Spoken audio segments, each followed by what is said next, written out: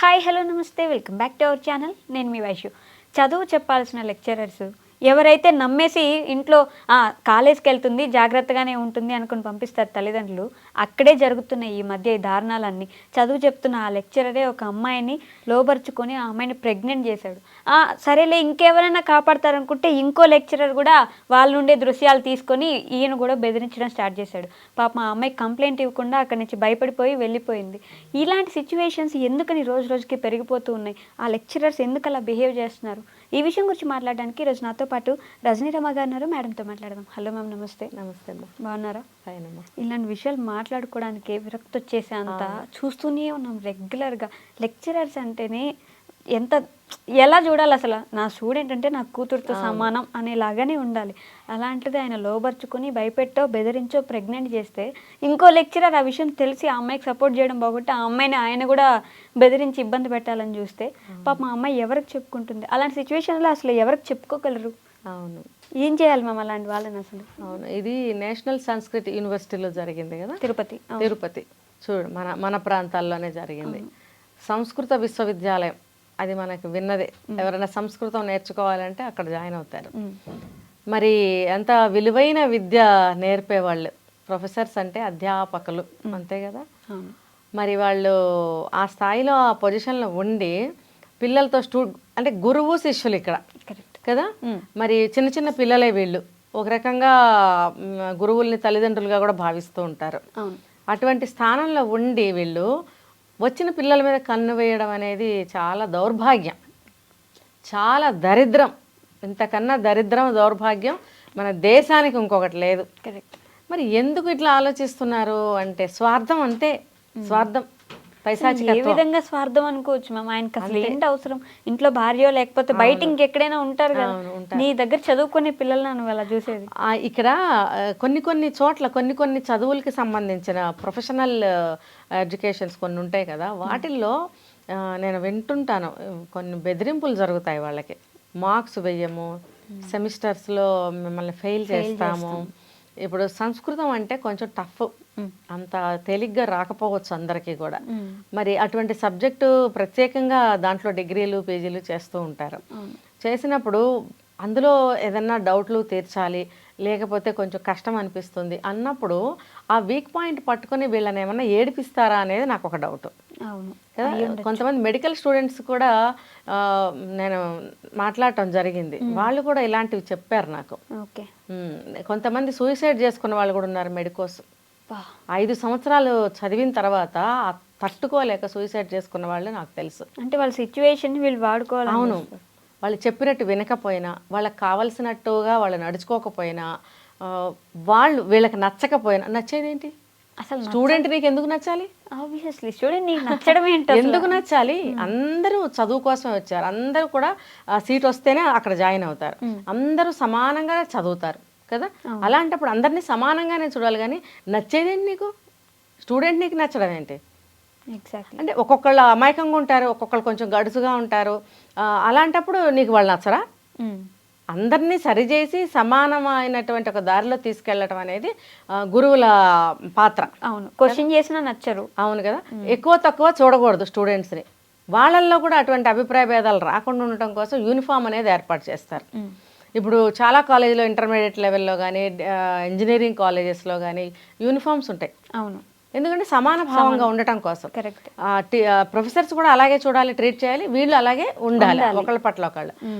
ఆ సమానత్వం లేకుండా ఎక్కువ తక్కువలు, అమ్మాయిలు బాగుంటే ఇట్లా వెధవ పనులు చేయడము అంటే అది దాగుతుందా ఆ విషయం? ఆ అమ్మాయి ప్రెగ్నెంట్ అయింది అంటే ఈ విషయాలు తెలిసి ఇంకొక ప్రొఫెసర్ ఇంకా గొప్పవాడు అనమాట. మరి ఆ ఫొటోస్ తీసాడో ఏం తీసాడో బ్లాక్మెయిల్ చేయడం అంటే ఏంటి? ఇంకో రకంగా కూడా జరిగి ఉంటుంది. నువ్వు నాకు కూడా ఉపయోగపడు, ఇవన్నీ తీసేస్తాను అని బెదిరించాడేమో. భయపడే అమ్మాయి వెళ్ళిపోయిందేమో కేసన్నా పెట్టకుండా. తర్వాత ఫస్ట్ ఆ అమ్మాయి ఎందుకు కంప్లైంట్ చేసి ఉండకపోవచ్చు అంటారు? అదేదో కొంచెం లీక్ అయ్యి ఉంటుంది, లీక్ అయ్యే ఉంటుంది. కాకపోతే కేసు తనకుగా పెట్టడానికి భయపడి ఉంటుంది. ఎవరు మొత్తానికి కేసు ఫైల్ చేశారు. చేసినప్పుడు ఇప్పుడు ఏమైంది, వాళ్ళు సస్పెండ్ చేశారు. కాలేజీ యొక్క పేరు పోయింది. వీళ్ళ సెల్ఫ్గా వీళ్ళ పరువు అనేది ఒకటి వస్తుంది కదా, అది పోయి ఉంటుంది. ఇంకా వాళ్ళ ఉద్యోగాలు 6 నెలల పాటు సస్పెండ్. ఇంకా దాంట్లో ఎంక్వైరీలు నడుస్తాయి. అది ప్రూవ్ అయితే వాడిని డిస్మిస్ చేస్తారు. ఇవన్నీ అవసరమా? జీవనోపాధి పోయింది కదా. మరి జీవనోపాధి పోతే కుటుంబం ఎలా నడుస్తుంది? ఇదంతా వాళ్ళకి గుర్తురాదా?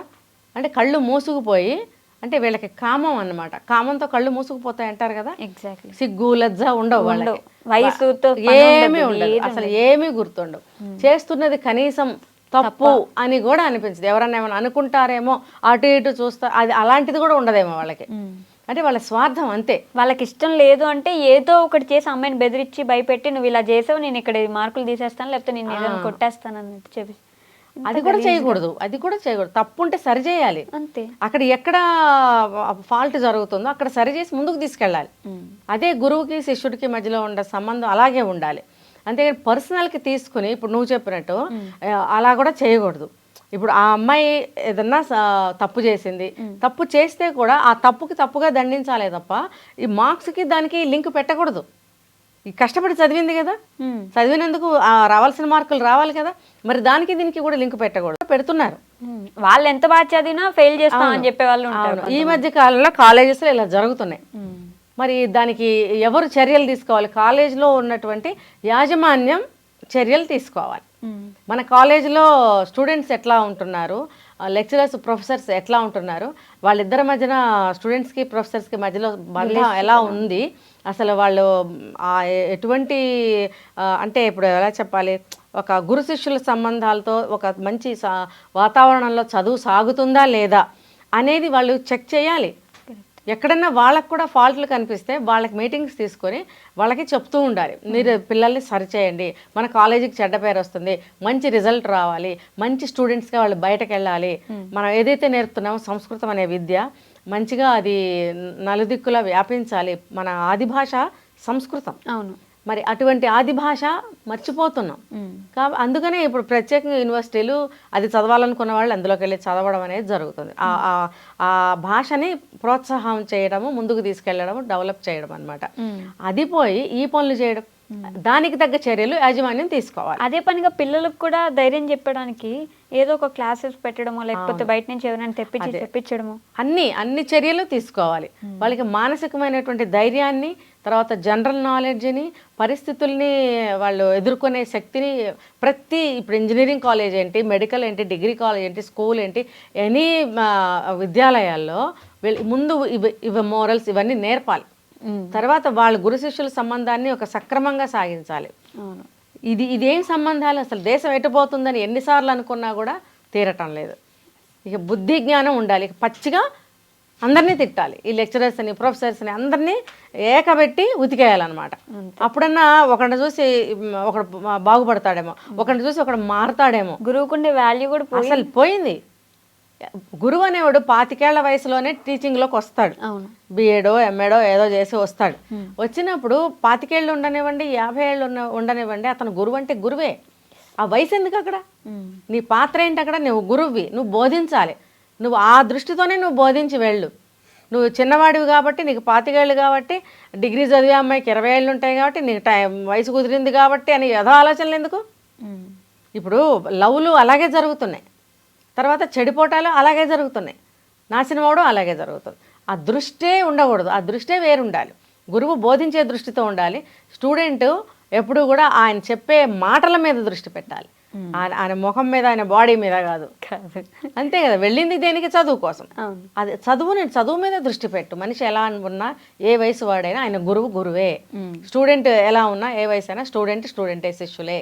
ఈ ధోరణి ఎప్పుడైతే వస్తుందో ఈ పనులన్నీ జరగవు. వీళ్ళు కఠినంగానే శిక్షించాలి ఇలాంటి వాళ్ళని. అనవసరంగా అమ్మాయి భవిష్యత్తు నాశనం అయిపోయింది కదా. ఇప్పుడు ఇంటికి వెళ్తే ఇంట్లో ఏం చెప్తుంది, చుట్టుపక్కల వాళ్ళు అడుగుతారు, వాళ్ళకేం చెప్తుంది. ఇప్పుడు ఈ న్యూస్ వైరల్ అయింది, వాళ్ళ చుట్టుపక్కల ఊరంతా పాకే ఉంటుంది. నువ్వు అన్నట్టు ఆ అమ్మాయి ఏదన్నా వీక్ మైండ్తో ఏమన్నా చేసుకుంటే ఎవరు బాధ్యులు? ఎవరు?